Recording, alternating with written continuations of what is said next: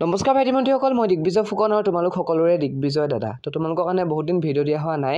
তো এতিয়াৰ পৰা তোমালোকে ৰেগুলাৰ ভিডিঅ'বিলাক পাই থাকিবা। তো মই আগতে কৈছিলোঁ যে ৰেগুলাৰ মই ভিডিঅ'বিলাক তোমালোকক দি থাকিম, কিন্তু তোমালোকক মই ভিডিঅ'বিলাক দি থকা হোৱা নাই, কাৰণ ময়ো পঢ়ি আছোঁ, তোমালোকে জানা। কিন্তু পঢ়ি আছোঁ বুলি কৈতো মই তোমালোকক নপঢ়ালেও নহ'ব, কাৰণ তোমালোকে বহুতে মোৰ ওপৰত বিশ্বাস কৰি চেনেলটোৰ লগত জড়িত হৈ আছা। গতিকে তোমালোকক মই আজিৰ পৰা ডেইলি পঢ়াম। তো সময় মিলাই হ'লেও তোমালোকক মই পঢ়াবলৈ ট্ৰাই কৰিম, ঠিক আছে। তো আজি আমি পঢ়িম এটা নতুন চেপ্টাৰ, সেইটো হৈছে আন্তৰ্জাতিক সংস্থা, ৰাষ্ট্ৰসংঘ আৰু অন্যান্য, ঠিক আছে। তো ভাৰতীয় গণতন্ত্ৰটো মই যদিও পঢ়াইছিলোঁ, কিন্তু সেইটো বহুত দিন পঢ়োৱা নাই, আৰু তোমালোকেও চাগে ব'ৰ হৈছে আগৰখিনি পঢ়ি। গতিকে নতুন ক্লাছ আৰম্ভ হৈছে, গতিকে নতুন চেপ্টাৰে আমি পঢ়োঁ, ঠিক আছে। এইটো মই পিছত পঢ়াই দিম, বিশ্বাস ৰাখা তোমালোকে। তো চোৱা, আজি আমি যিটো চাম সেইটো হৈছে আন্তৰ্জাতিক সংস্থা, আৰু তাত আমি ৰাষ্ট্ৰসংঘ আৰু আন সংস্থাসমূহৰ বিষয়ে পঢ়িম। তো চোৱা, আন্তৰ্জাতিক সংস্থা বুলি ক'লে ৰাষ্ট্ৰসংঘটো আহি পৰেই, আৰু তাৰ উপৰিও আন যিবিলাক সংস্থা আছে সেইসমূহৰ বিষয়ে আমি এই চেপ্টাৰত পঢ়িম। আৰু এই চেপ্টাৰটোৰ শেষত আমি এটা গেম খেলিম, ধুনীয়া ধৰণে এটা কুইজ টাইপৰ এটা গেম খেলিম, ঠিক আছে।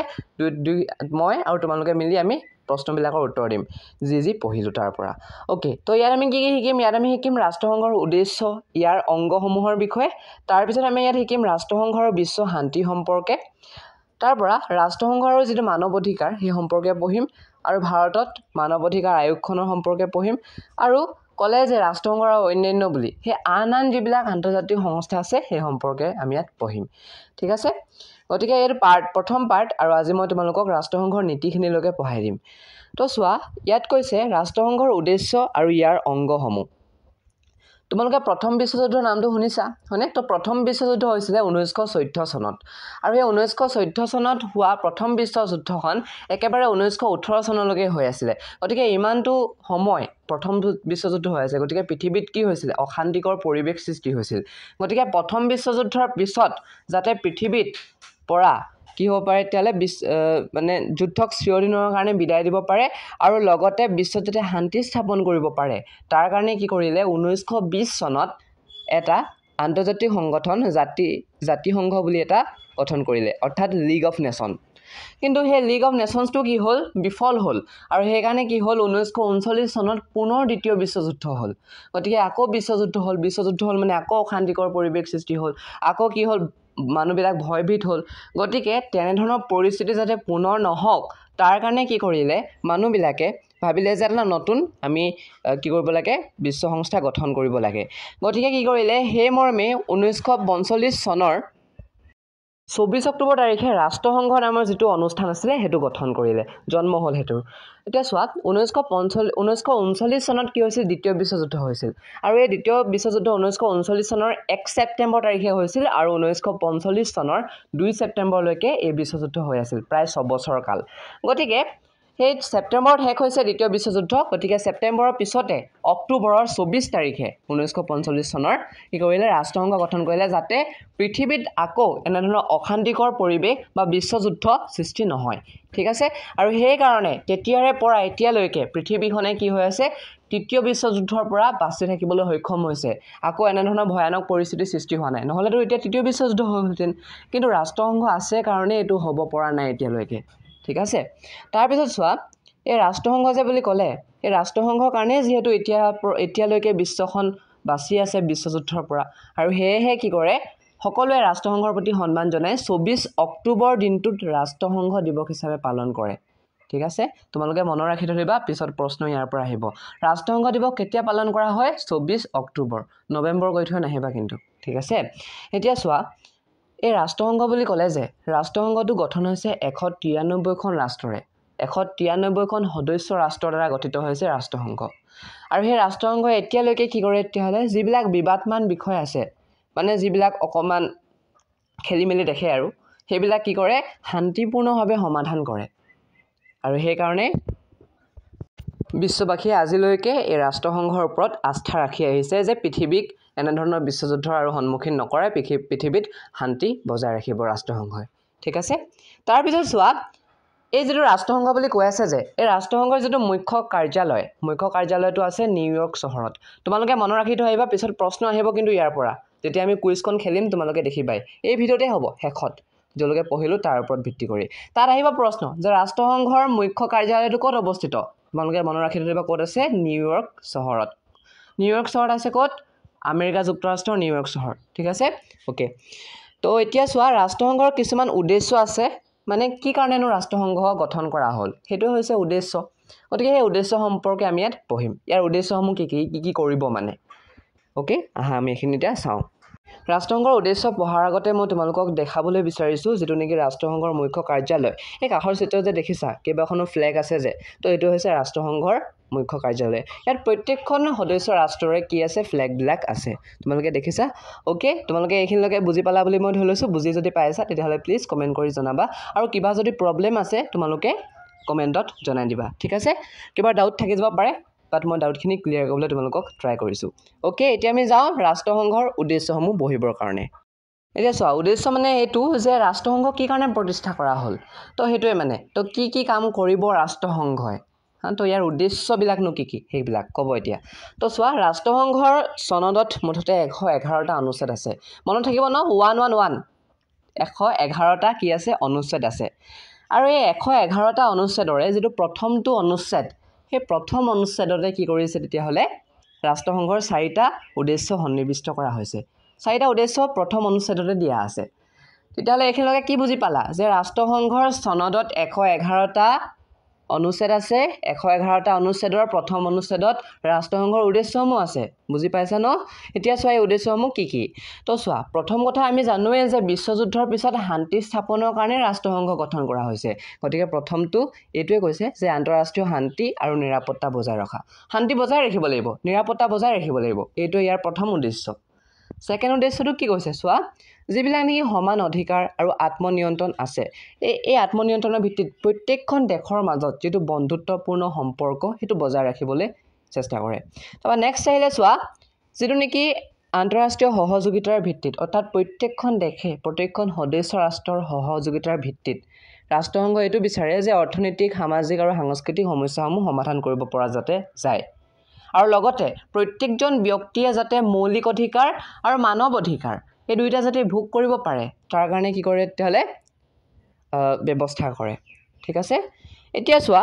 ইমানখিনি যে উদ্দেশ্য আছে এই উদ্দেশ্যবিলাক কি কৰিব লাগিব সাধন কৰিব লাগিব এই উদ্দেশ্যবিলাক সাধন এনে কৰিব পাৰিব নেকি নোৱাৰে ন গতিকে প্ৰত্যেকখন দেশৰ মাজত সম্পৰ্ক এটা প্ৰতিষ্ঠা কৰিব লাগিব আৰু এই সম্পৰ্ক প্ৰতিষ্ঠাৰ কেন্দ্ৰ হিচাপে যিটো কেন্দ্ৰই সম্পৰ্কটো প্ৰতিষ্ঠা কৰিব প্ৰত্যেকখন দেশৰ মাজত সেই কেন্দ্ৰটোৰ ভূমিকা পালন কৰে বুজি পালা নহলে যদি এই যদি একতাটো যদি নাথাকে দেশবিলাকৰ মাজত বিশ্বযুদ্ধটো হ'লহেতেন মানে গতিকে হেতু যাতে নহওক তাৰ কাৰণে ৰাষ্ট্ৰসংঘই বিভিন্ন ধৰণৰ কামবিলাক কৰে সেইবিলাকে হৈছে ৰাষ্ট্ৰসংঘৰ উদ্দেশ্য পহিলা এটা নেক্সট আছে ৰাষ্ট্ৰসংঘৰ কিছুমান নীতি তো সেইখিনি তোমালোকক এতিয়া মই আলোচনা কৰি দিম ইয়াত চোৱা খুব স্পষ্টভাৱে দি দিছে যে সকলোবিলাক ৰাষ্ট্ৰৰ সমান সাৰ্বভৌম নীতিৰ ভিত্তিতে কি হ'ব ৰাষ্ট্ৰসংঘ প্ৰতিষ্ঠা হ'ব আৰু এইটো হৈছে ৰাষ্ট্ৰসংঘৰ প্ৰথমটো নীতি মানে কোনো এখন দেশে বেছিকৈ বিচাৰিলে কাৰণে যেনেকুৱা হ'ব তেনেকুৱা নহয় সকলো ৰাষ্ট্ৰৰ সমান যিবিলাক সাৰ্বভৌম নীতি আছে হেতুৰ ভিত্তিতে ৰাষ্ট্ৰসংঘ প্ৰতিষ্ঠা হ'ব সেকেন্ড কথা হ'ল এইটো যে ৰাষ্ট্ৰসংঘৰ সনদত কিছুমান নীতি নিয়ম থাকে কিছুমান ৰুলছ থাকে তো এই ৰুলছবিলাক প্ৰত্যেকখন সদস্য ৰাষ্ট্ৰই নিজৰ দায়িত্ব বুলি ভাবি লৈ পালন কৰিব লাগিব বুজি পালা থাৰ্ড কথা এইটোৱে যে এতিয়া চোৱা আন্তঃৰাষ্ট্ৰীয় শান্তিটোত ক্ষেত্ৰত বা নিৰাপত্তাৰ ক্ষেত্ৰত বা যিবিলাক ন্যায়ৰ ক্ষেত্ৰত কোনো ধৰণৰ আঘাত কৰিব নোৱাৰিব আৰু শান্তিপূৰ্ণভাৱেহে সদস্য ৰাষ্ট্ৰবিলাকে কি কৰিব লাগিব এই যিবিলাক বিবাদ আছে সেই বিবাদবিলাক মীমাংসা কৰিব লাগিব ঠিক আছে ৰাষ্ট্ৰসংঘৰ কাৰণ উদ্দেশ্যই কি শান্তি আৰু নিৰাপত্তা বজাই ৰখা তাৰ পৰা 4 নম্বৰটো এইটোৱে কৈছে যেটো নেকি আন্তৰ্জাতিক সম্পৰ্ক সেই সম্পৰ্কটো ৰক্ষা কৰাৰ স্বাৰ্থত যদি কোনোবাই যদি পাৱাৰ ইউজ কৰিবলৈ বিচাৰে হেতু কৰিব নোৱাৰিব অৰ্থাৎ আন্তৰ্জাতিক সম্পৰ্ক ৰক্ষাৰ ক্ষেত্ৰত কোনো ধৰণৰ সদস্য ৰাষ্ট্ৰই কোনো শক্তি প্ৰয়োগ কৰিব নোৱাৰিব ঠিক আছে এইখিনিলৈকে বুজি পালা এতিয়া তাত আৰু দুটামান পইণ্ট আছে সেইকেইটা আমি এতিয়া চাই ল'ম আৰু দুটা পইণ্ট আছে সেই দুটা পইণ্ট চোৱাৰ পিছত আমাৰ গেমটো ষ্টাৰ্ট হ'ব তো চোৱা সনদত যেটো উল্লেখ কৰা মতে উল্লেখ কৰি থৈ দিয়া আছে যে ৰাষ্ট্ৰসংঘই যদি কোনোবা ব্যৱস্থা গ্ৰহণ নকৰে কিবা বিবাদ মীমাংসা ক্ষেত্ৰত বা বিভিন্ন ক্ষেত্ৰত তেতিয়াহ'লে সদস্য ৰাষ্ট্ৰবিলাকে ৰাষ্ট্ৰসংঘক সহায় কৰিব লাগিব আৰু ৰাষ্ট্ৰসংঘই তাক কেতিয়াও সহায় নকৰে যিয়ে নেকি শাস্তিমূলক ব্যৱস্থা গ্ৰহণ কৰে তাক কেতিয়াও সহায় কৰিব নোৱাৰিব আৰু 6 নম্বৰ পইণ্ট এইটোৱে যে যিবিলাক প্ৰত্যেকখন সদস্য ৰাষ্ট্ৰৰে কিছুমান কি থাকিব আভ্যন্তৰীণ বিষয় থাকিব তো সেই বিষয়বিলাকত ৰাষ্ট্ৰসংঘই কেতিয়াও হস্তক্ষেপ নকৰে ভিতৰুৱা কথাবিলাকত দেশৰ ভিতৰুৱা কথাবিলাকত এই ৰাষ্ট্ৰসংঘই মানে কি নকৰে হাত নিদিয়ে বুজি পালা তো এয়া আছিল আজি টপিকখিনি ইমানলৈকে এতিয়া ইয়াৰ ওপৰত বেছ কৰি আমি এটা গেম খেলিম অ'কে কুইজ খেলিম তো আহা তোমালোকে আৰু মই দুয়োটাই মিলি পিনি উত্তৰবিলাক দিবলৈ আৰম্ভ কৰোঁ লেটছ ষ্টাৰ্ট খেলটো আৰম্ভ কৰিম তাৰ আগতে অতিৰিক্ত কেইটামান পইণ্ট আছে যিকেইটা মই তোমালোকৰ লগত ইতিমধ্যে আলোচনা কৰি দিলোঁ তোমালোকে এইকেইটা এবাৰ পঢ়ি চাবা ঠিক আছে তো এইটো খেল নাছিলে একচুৱেলি DPP বুলি আছিলে অৰ্থাৎ ডেইলি প্ৰেক্টিছ প্ৰব্লেম বুলি আছিলে যেনেকৈ তোমালোকক হোমৱৰ্ক দিয়ে যে ঠিক একেদৰে এইখিনি হোমৱৰ্কে ঘৰত কৰিবলৈ দিছিলোঁ ডেইলি প্ৰেক্টিছ প্ৰব্লেম পিছত ডেইলি DPP বুলি ক'ব যেতিয়া তোমালোকে ডাঙৰ ডাঙৰ পৰীক্ষা দিবা যে তাত DPP বুলিয়ে ক'ব ঠিক আছে তো ডেইলি প্ৰেক্টিছ প্ৰব্লেমে হয় বাট ময়ো তোমালোকক ইয়াত সহায় কৰিম অ'কে আহা ঠিক আছে তেতিয়াহ'লে প্ৰথম প্ৰশ্ন এইটোৱে যে ৰাষ্ট্ৰসংঘ দিৱস কোন তাৰিখে পালন কৰা হয় কোন তাৰিখ আছিল তোমালোকক মই মনত ৰাখিবলৈ কৈছিলোঁ তোমালোকে চোৱা এটা কথা মনত ৰাখিবা 1945 চনৰ 24 অক্টোবৰ তাৰিখে কি হৈছে ৰাষ্ট্ৰসংঘ গঠন হৈছে গতিকে ৰাষ্ট্ৰসংঘ যিদিনাখনে গঠন কৰা হৈছিল প্ৰতিষ্ঠা কৰা হৈছিল সেইদিনাখনে কি হৈছিল তেতিয়াহ'লে এই ৰাষ্ট্ৰসংঘ দিৱসটো সেই দিনটোতে পালন কৰা হয় অৰ্থাৎ 24 অক্টোবৰ প্ৰত্যেক বছৰৰ 24 অক্টোবৰত পালন কৰা হয় সেকেন্ড কোৱেশ্চন ৰাষ্ট্ৰসংঘৰ বৰ্তমানৰ সদস্য ৰাষ্ট্ৰৰ সংখ্যা কিমান HSLC 2024 টো এটো আহিছে কিমান আছিলে ৰাষ্ট্ৰসংঘৰ বৰ্তমান সদস্যৰ সংখ্যা ঠিক আছে গম পাইছা নিশ্চয় 193 খন তো চোৱা বৰ্তমান সময়ত 195 খন দেশ আছে অফিচিয়েলি যদি চাবলৈ যোৱা তো এই অফিচিয়েলি ঘোষণা কৰা দেশ আছে তোমালোকৰ 195 খনৰ 193 খনে কি তেতিয়াহ'লে ৰাষ্ট্ৰসংঘৰ সদস্য ঠিক আছে ওকে নেক্সট প্ৰশ্ন এতিয়া আমি চাম চোৱা 3 নম্বৰ প্ৰশ্নটো আমাক কৈছে কিমান চনৰ কিমান তাৰিখে ৰাষ্ট্ৰসংঘ প্ৰতিষ্ঠা কৰা হৈছিল তো এটোটো আমি জানোৱে 1945 চনত দ্বিতীয় বিশ্বযুদ্ধ যেতিয়া শেষ হৈছে 1945 চনৰ 2 ছেপ্টেম্বৰ তাৰিখে তাৰ এমাহ পিছত অৰ্থাৎ ছেপ্টেম্বৰ অক্টোবৰ আৰু 1945 চনৰ 24 অক্টোবৰ তাৰিখে গঠন হৈছে অপচন সি টো কাৰেক্ট হয়নে 4 নম্বৰ প্ৰশ্ন তোমালোকে উত্তৰ দিবা যে ৰাষ্ট্ৰসংঘৰ মুখ্য কাৰ্যালয় ক'ত অৱস্থিত মই তোমালোকক ছবিটো দেখুৱাইছিলো কৈছিলো ক'ত আছিলে উত্তৰ দিয়া yes ক'ত আছিলে নিউয়ৰ্ক চহৰত আছিলে হয়নে অপচন নম্বৰ 8 আছিলে ওকে তাৰ পিছত 5 নম্বৰত কৈছে ৰাষ্ট্ৰসংঘৰ গঠনৰ সন্মিলনখন ক'ত অনুষ্ঠিত হৈছিল তো চোৱা এটো তোমালোকৰ চাগে মই পঢ়োৱা নহল ন লাইনটো থাকি গল নেকি কেনেবাকে মোৰ তেনেকুৱা লাগিছে এই সন্মিলনখন হৈছিলে সান ফ্ৰান্সিস্কোত যেতিয়া 51খন ৰাষ্ট্ৰই সেই সন্মিলনত সাইন মাৰি দিলে যে ৰাষ্ট্ৰসংঘ গঠন হওক তেতিয়া ৰাষ্ট্ৰসংঘ গঠন হৈছিলে গতিকে সন্মিলন ক'ত হৈছিলে বুলি ক'লে সান ফ্ৰান্সিস্কোত বুলি ক'বা ঠিক আছে এটো অপচন ডি টো কাৰেক্ট ঠিক আছে নেক্সট প্ৰশ্নলৈ আগবাঢ়ো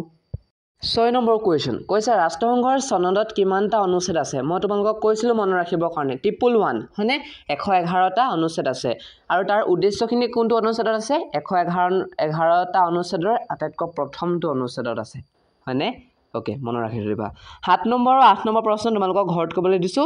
7 নম্বৰ প্ৰশ্নটো 2006 চনৰ মেট্ৰিক পৰীক্ষাটো আহিছে গতিকে খুব ইম্পৰ্টেন্ট হয় তো ইয়াত তোমালোকক মই কনসেপ্টটো ক্লিয়াৰ কৰিলো কোৱেশ্চন কেনেকুৱা আহিব গম পাইছে আৰু এই টপিকটোৰ কমনখিনি এইখিনি আৰু ইয়াৰ বাহিৰে একো প্ৰশ্ন নাহে গতিকে কনসেপ্ট কমন MCQ PYQs গোটেইখিনি তোমালোকক এইটো ভিডিঅ'তে দি দিলো এনে ধৰণৰ বাকি পাৰ্ট আহিব এই চেপ্টাৰটোৰ তোমালোকক মই প্ৰমিস কৰিছো তোমালোকক ডেইলি মই ভিডিঅ'বিলাক দিম নহলে তোমালোকে পাহৰি থাকা বা ময়ো বহুত দিন নপঢ়ালে পঢ়াই ভাল নালাগে ন তো ডেইলি পঢ়াম ঠিক আছে তেতিয়াহ'লে আজিলৈ ইমানেই আছিল আৰু যদি ভিডিঅ' চাই ভাল পালা তেতিয়াহ'লে ভিডিঅ'টো লাইক কৰা নে নকৰা তোমালোকৰ লগত কথা কিন্তু তোমালোকৰ ফ্ৰেণ্ডলৈ নিশ্চয় শ্বেয়াৰ কৰি দিবা ভিডিঅ'টো আৰু লগতে যিসকলে ভিডিঅ'টো চাই পানি বিচাৰিছা যে চেনেলটোৰ লগত আমিও জড়িত হৈ লওঁ তেতিয়াহ'লে চেনেলটো ছাবস্ক্ৰাইব কৰি ল'বা আৰু কাষত থকা বেল আইকনটো প্ৰেছ কৰি অল কৰি ল'বা লগ পাম এটা নতুন ভিডিঅ'ৰ সৈতে সেকেন্ড পাৰ্টৰ সৈতে কাইলৈ এটা নতুন গেমৰ সৈতে ঠিক আছে তেতিয়ালৈকে ধন্যবাদ